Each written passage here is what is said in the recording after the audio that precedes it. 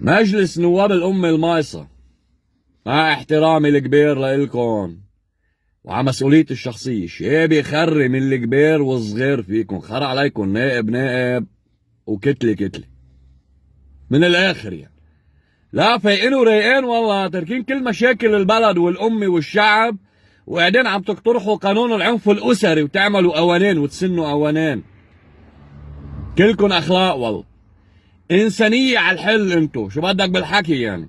ايه انه هلا مش الكبيرة اذا شي ولد اكل كاف، مش عم شجع على الموضوع انا يعني، مش الكبيرة اذا اكل شي ولد عيطة او قتلة او كف يعني، بس انه عادي مندمره مستقبله ومنجوعه وعمره ما يتعلم وعمره ما يكون له مستقبل، لا انه هذه مواضيع عادية بتقطع يعني.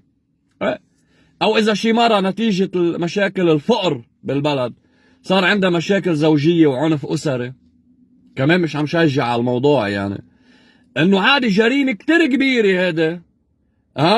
بس عادي بتقطع انه اذا والله مرة ما لقت شغل ومش قادرة تدفع اجار بيتها ولا فاتورة الاشتراك ولا فاتورة الكهرباء، ونجوعها ونتركها تشحد وتروح تشتغل بالعكرة اذا بدك يعني. ها عادي بيقطعوا يعني، مش مشكلة. انسانية على الحل يا اولاد المايصة انتو. لا وشو قانون التحرش الجنسي، بطل عندكم شيء تعملوه انتوا الا السكس يعني يظهر بالمجلس النيابي. علما انه انتوا كل يوم بتغتصبوا كل مواطن لبناني، حياة المواطن اللبناني، حرية المواطن اللبناني، حقوق المواطن اللبناني، بتغتصبوا عيشتنا واحوالنا بكل لحظة وكل دقيقة. انتوا يا مجرمين يا حسالة البشر قاعدين عم تحكوا بالتحرش الجنسي.